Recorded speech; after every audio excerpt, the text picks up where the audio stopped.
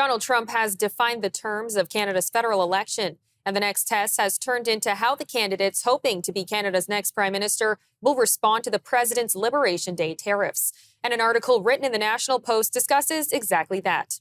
What was supposed to be a referendum on Justin Trudeau's leadership became a campaign about Canada's trade relationship with its closest ally and the well-being of the Canadian economy. And while a lot is at stake, there is a growing debate over how to deal with Trump and if it's even worth trying to negotiate with a president who has consistently talked about making Canada a 51st state. We're now joined by Rick Ekstein, president and CEO of Phase 3 Associates, who just argued in the National Post that the focus should be on rebuilding the Canadian economy. Rick, thank you for joining us. It's my pleasure, Theresa. Thank you very much for having me. Most polls indicate that the selection question is now who will be best to defend Canadian interests against Trump. You've stated that Trump's opinion of Canada doesn't really matter. Can you walk us through that? Well, I think it doesn't matter who's doing the actual negotiating, because Trump is going to do what Trump is going to do. I think we've seen that over the last couple of months since he's been in power. He listens to a very, very small group around him, and they're the people who are either going to be affected by this negatively or positively. And whether it's Mark Carney or whether it is Pierre Poilievre, I don't think either one is going to change his mind in any noticeable way. What is important, though, is who is going to rebuild this country. And there, I think that there's a huge difference between the two of them.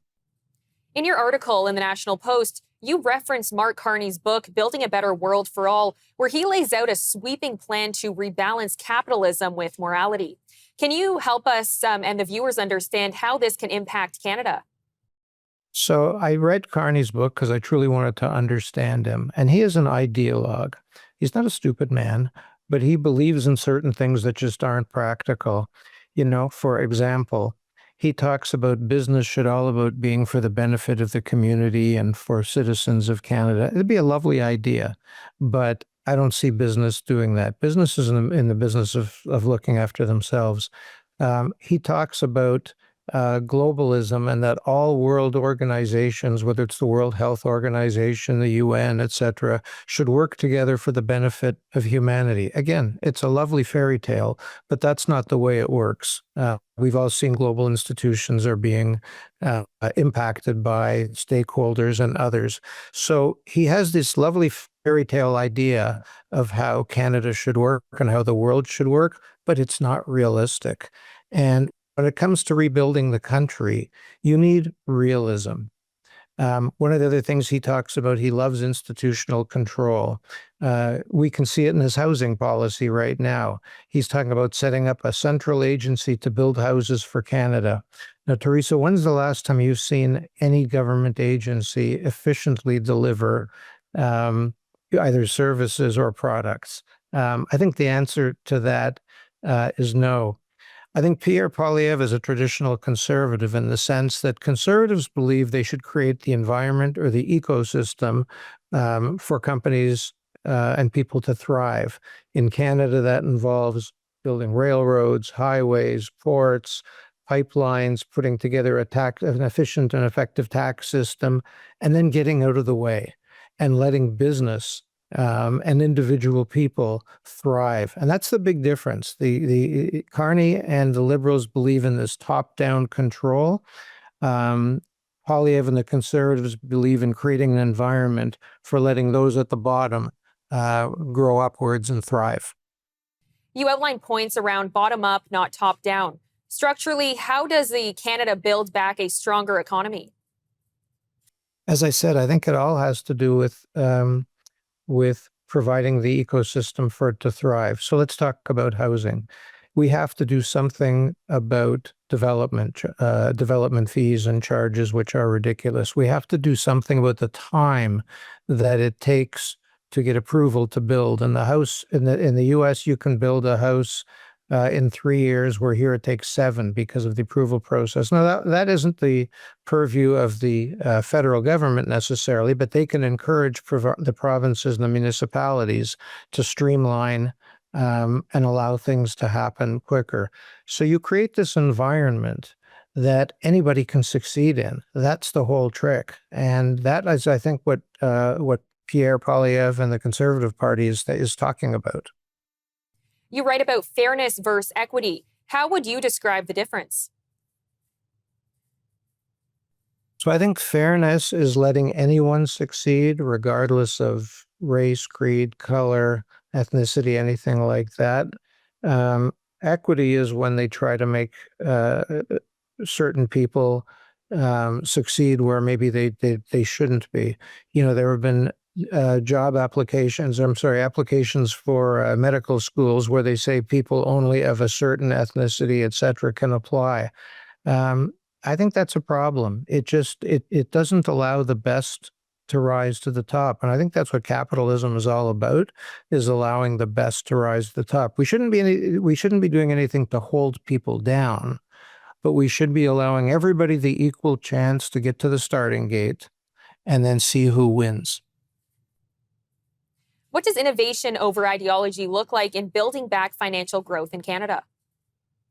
So I think let's use the oil and gas market, the oil and gas industry as an example.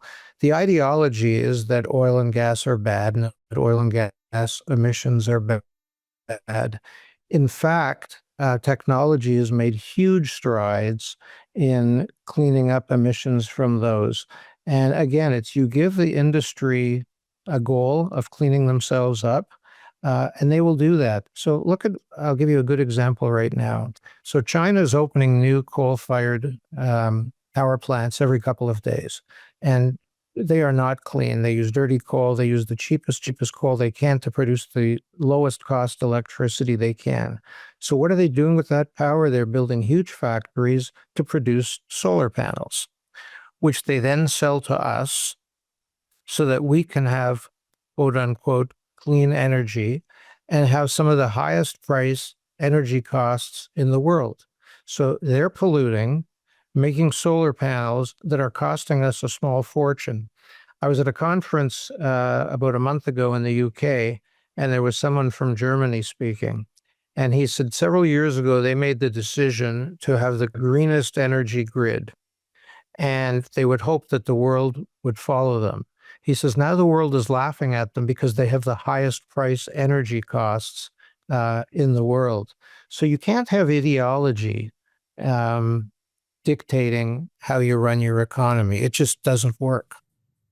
One of Carney's main viewpoints prior to the election was aggressive action to tackle climate change, especially with ESG standards. How should Canada balance economic growth with responsible climate policy? So I think responsible climate policies, you have to look at that in a global context. So Canada produces, call it 1.8% of all the pollution or the emissions in the world today. And as I said, China, India, others are by far the worst offenders using coal. So instead of leaving our clean energy in the ground, what if we were to sell that to China, India, or anywhere else so that they could shut down their dirty power plants and use our clean energy? To me, that makes a hell of a lot more sense. Even if Canada cuts their carbon emissions in half or down to zero, we're still 1.8% of the globe's emissions. We're barely a rounding error.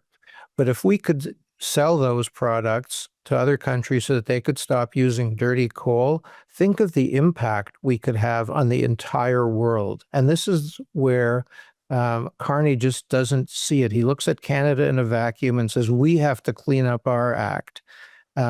What's the point if everybody else is polluting?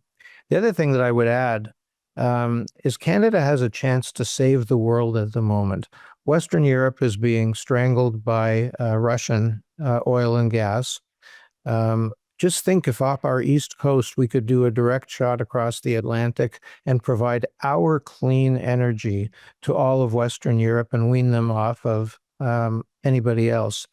And you look at the other way to the west, you look at Taiwan, they're getting their energy, their oil and their gas through the Persian Gulf, has to come all the way around the world up to the Straits of China, which aren't the friendliest places right now.